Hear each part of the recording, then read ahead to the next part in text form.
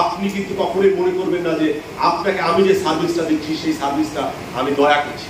এই জন্য কিন্তু আমি সরকারের কাছ থেকে বেতন নেই এবং এটি কিন্তু আমার দায়িত্ব যে আমি আপনাকে সার্ভিস দিব। এটা আপনার অধিকার। আপনি যদি কোনো কারণে কোথাও যদি আপনার সার্ভিস না পান, আপনি প্রতিবাদ করেন, অন্তত পক্ষে প্রতিবাদ করেন। যদি একান্তভাবে প্রতিবাদ করতে না পারেন তাহলে গোপনে ঘৃণা করেন। অন্তত পক্ষে সেই ঘৃণাটা হলো আমাদেরকে নতুন পথে এগিয়ে যাওয়ার জন্য আমাদেরকে প্রতীত করে সামনে। আমি বিশ্বাস করি আপনারা কিন্তু 2041 সালের বাংলাদেশের একজন স্বনামধন্য নাগরিক হবে। যে 2041 সাল আমাদের বাংলাদেশ একটি উন্নত বিশ্বে পরিণত হবে, সেই 2041 সালের নাগরিক। এখন সেই 2041 সালের নাগরিক হিসাবে আপনি কেমন ভাবে স্মার্ট হবেন? আপনি কি জামা কাপড় স্মার্ট হবেন, নাকি চোখে সানগ্লাস লাগাবেন, বা আপনার বেশ বিষয়ে স্মার্ট হবেন, নাকি আপনার মেধায় মননে স্মার্ট হবে? কোন জায়গায় স্মার্ট হতে হবে এটি আপনাকে চিন্তা করতে হবে। এই যে আজকে এখানে হাঙ্গার প্রজেক্ট এই কাজটি করেছে, সত্যি আমার ভালো লাগছে। এতগুলো ইয়াং ব্লাড আমাদের সামনে আছে যারা আমাদেরকে বিভিন্ন আশার বাণী শুনিয়েছে। আমরা বিশ্বাস করি আমাদের এই বাংলাদেশ সামনের দিকে এগিয়ে যাবে। 2041 সালে যারা আপনারা এই স্টিয়ারিং ধরবেন, যারা স্টিয়ারিং ধরে সামনের দিকে দেশকে এগিয়ে নিয়ে যাবেন, তারা নিঃসন্দেহে অনেক অনেক অনেক ভালো কিছু করবেন। আমরা বিশ্বাস করি। একটি কথা আমাদের সবাইকে মনে রাখতে হবে, আত্মরাদের ঘামের তুই বাঁচা, রবীন্দ্রনাথ ঠাকুরের সেই বিখ্যাত ওরে সবুজ, ওরে নবীন ওরে সবুজ, তাই না? তো আত্মরাদের ঘামের তুই বাঁচা।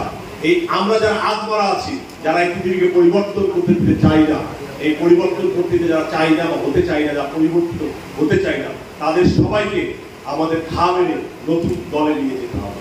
এটির দায়িত্ব আপনাদের, একান্তভাবে আপনারা এই কাজটি করবেন। আমি আপনাদেরকে বলি, এখানে করোনার বিভিন্ন ধরনের কথা শুনলাম। আপনাদের যারা যারা এখানে উপস্থিত আছেন তারা সবাই মিলে একটু, আমরা সবাই মিলে যদি একটু বসে বসে কথা বলি, সবাই একটু আমরা না বলি। এখনকার দিনে তো না, মানে না বলে পৃথিবীতে চলে গিয়েছি, সবকিছু না, তো আমরা না বলি সবাই মিলে, যে বিশেষ করে না বলার চেষ্টা করি। দেখি আমরা সবাই মাদক গ্রহণ করবো, আমরা সবাই জঙ্গিবাদে জড়াবো, আমরা সবাই জঙ্গিবাদকে ঘৃণা করি এবং সেই জঙ্গিবাদের প্রত্যেকটা জায়গাতে আমরা বলি যে আমরা জঙ্গিবাদকে না বলি। আমরা কেউ বাল্য বিবাহকে সমর্থন করি, এই কথাগুলো আপনার মনে রাখতে হবে। আপনার দেশকে সামনের দিকে এগিয়ে নিয়ে যাওয়ার জন্য এটি একান্ত ভাবে দরকার। আর দয়া করে এই যে আমাদের গ্যাং কালচারের কথা এসেছে, আমাদের এখানে গ্যাং কালচারের কথা বিভিন্ন ভাবে এসেছে। আমাদের ব্যক্তিগত ইয়েতো আমরা এটিকে নিয়ে খুব বেশি পরিমাণে এখন, এটি কিন্তু ওই করোনার সময় আমরা যখন ঘরে ছিলাম তখনই কিন্তু এই জিনিসগুলো খুব বেশি পরিমাণে এসেছে। একটি বিপর্যয় আসলে সবসময় বলা হয় যে danger comes in a series, যে বিপদ কখনো একা আসে না, বিপদ একটা আরেকটা বিপদকে টেনে নিয়ে আসে। আপনার কাছে টাকা না থাকলে খাবার থাকবে না, খাবার না থাকলে আপনার পোশাক থাকবে না, মানে একটার পর একটা বিপদে পড়বেন। তো এই দুষ্ট চক্রের মতো, তো এই যখন একটা বিপদ আসে, করোনার বিপদ যখন এসেছিল, তখনই কিন্তু আমাদের যে সম্পর্কে কোনো ধরনের ধারণা ছিল না, সেজন্য আমরা হয়তো প্রতিবাদটা প্রতিরোধ সেবা করতে পারিনি। আপনারা সবাই মিলে একটি কথা মনে রাখবেন, রাষ্ট্র ব্যবস্থা ধর্মনিরপেক্ষতাকে সাপোর্ট করে। রাষ্ট্র ব্যবস্থা আপনার অন্যায়ের বিরুদ্ধে দাঁড়াতে সাহায্য করবে। আপনার দেশ, আপনার রাষ্ট্র, আপনার রাষ্ট্রযন্ত্র, আপনার সরকার যন্ত্র, সব জায়গায় আপনার অধিকার। আপনি কিন্তু কখনোই মনে করবেন না যে আপনাকে আমি যে সার্ভিসটা দিচ্ছি সেই সার্ভিসটা আমি দয়া করছি। এই জন্য কিন্তু আমি সরকারের কাছ থেকে বেতন নেই এবং এটি কিন্তু আমার দায়িত্ব যে আমি আপনাকে সার্ভিস দিব। এটা আপনার অধিকার। আপনি যদি কোনো কারণে কোথাও যদি আপনার সার্ভিস না পান, আপনি প্রতিবাদ করেন, অন্তত পক্ষে প্রতিবাদ করেন। যদি একান্তভাবে প্রতিবাদ করতে না পারেন তাহলে গোপনে ঘৃণা করেন।